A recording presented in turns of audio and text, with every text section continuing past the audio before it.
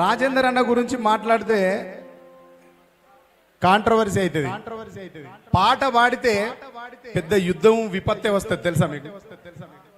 ఒకసారి ఒక పాట రాసిన నేను, బహుజన సంకల్పమా నిరుపేదల నేస్తమా, తలపైన కిరీటమున్న సామాన్యుల నేస్తమా, రైతన్నల మిత్రమా కూలి జనుల క్షేత్రమా, తెలంగాణ భూములకే ఆకుపచ్చ వర్ణమా, ప్రజా ఉద్యమాల నుండి ఉదయించిన కిరణమా, ప్రజాస్వామ్య విధానాల్లో వెలుగొందిన తేజమా, రాజకీయ రంగంలో నీ నడవడి సాధ్యమా, బహుజన సంకల్పమా నిరుపేదల నేస్తమా, తలపైన కిరీటమున్న సామాన్యుల నేస్తమా.